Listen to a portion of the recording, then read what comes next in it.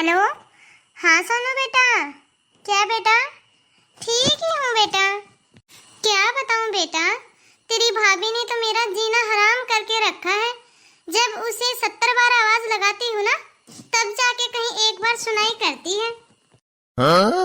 काम करने की तो उसे इतनी जल्दी होती है, फटाफट काम करती है।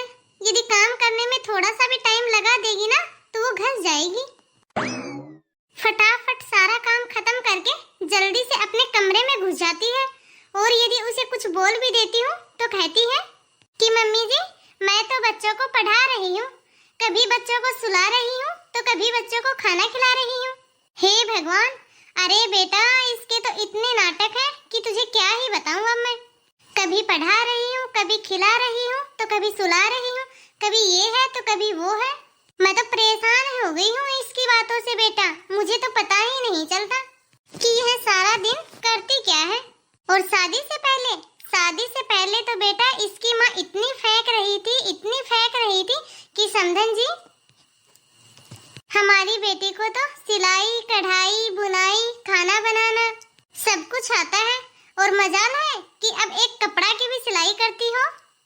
हाँ? या कभी कुछ अच्छे पकवान बना के खिलाई हो। हाँ, अरे बेटा मैं भी उसकी सास हूँ, कौन सा इतनी आसानी से उसका पीछा छोड़ दूंगी मैं भी आगे से आगे उसे काम बताती रहती हूँ। और पोछा तो बेटा ऐसे लगाती है तेरी भाभी जैसे कि उसके हाथों में जान ही नहीं है।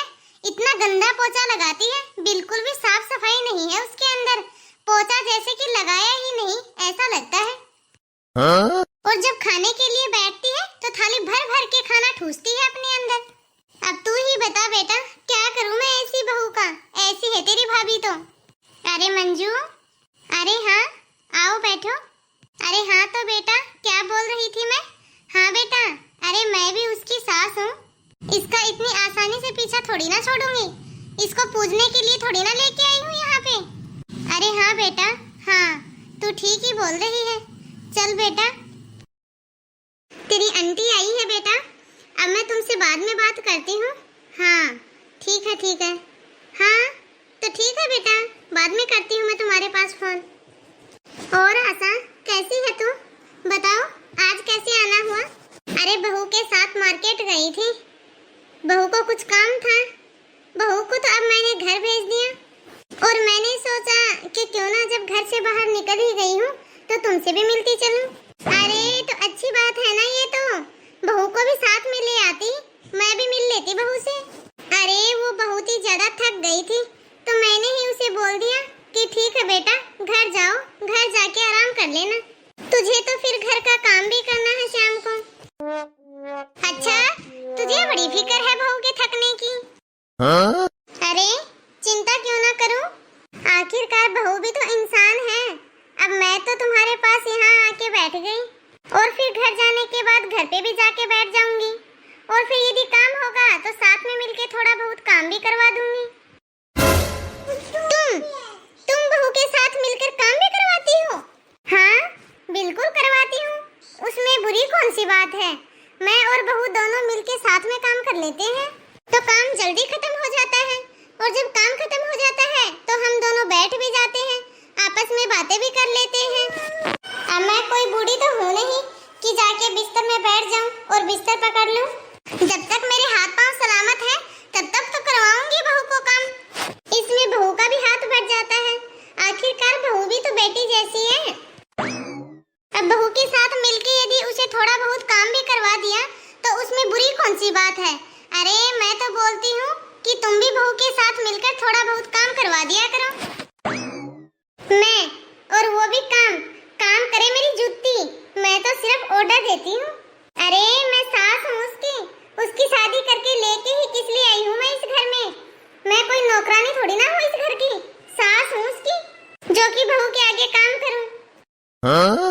अब इसमें नौकरानी वाली कौन सी बात हो गई? अरे बहू की मदद करवाना कोई गलत है क्या?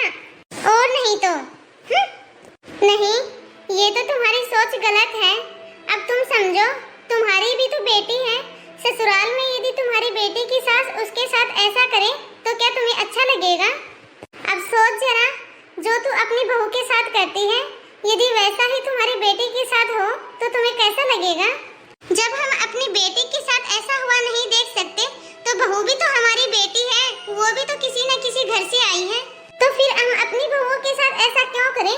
ऊपर से तुम्हारी बहू को 2-2 बच्चे हैं, पति है, तुम हो, ये घर है, बच्चे हैं, उसे तो सबका काम देखना पड़ता है ना। सुबह जल्दी उठना पड़ता है, बच्चों को तैयार करना पड़ता है, उनके लिए टिफिन बनाना पड़ता है, और ऊपर से उसका खुद का काम अलग से है, वो तो अलग ही है। और तुम तो उसके काम में कोई मदद नहीं करती, काम वाली तुमने घर में लगा के नहीं रखी। अरे वो भी तो इंसान है, उसे भी तो थकावट होती है। क्या तुम्हें जरा सा भी तरस नहीं आता अपनी बहू के ऊपर? और ऊपर से तुम अपने आस पड़ोस रिश्तेदारों में सभी के पास अपनी बहू की चुगली करती रहती है। क्या तुम्हें ये सब शोभा देता है? एक बात बोलूं, बुरा मत मानना, अभी तो तुम्हारे हाथ पांव चल रहे हैं, और जब तू बिस्तर पकड़ लेगी ना, तब ये आस पड़ोस के लोग, ये रिश्तेदार, इनमें से कोई भी तुम्हारे काम नहीं आएगा, और ना ही तुम्हारी बेटी काम आएगी। अरे वो तो दूसरे घर की अमानत है, हो सके कभी तुम्हें किसी की जरूरत हो और तुम्हारी बेटी नहीं आ पाए, तब बहू ही तुम्हारे काम आएगी, वो बहू ही तुम्हारी सेवा करेगी। अरे मैं तो बोलती हूँ कि तुम अपनी बहू को बेटी की तरह प्यार दो, और फिर उसके बाद देखना सब कुछ न्यौछावर कर देगी वो तुम्हारे ऊपर, और फिर देखना पूरे तन और मन से सेवा करेगी वो तुम्हारी। अरे बहुएं तो सिर्फ और सिर्फ प्यार की भूखी होती हैं, और किसी चीज की नहीं।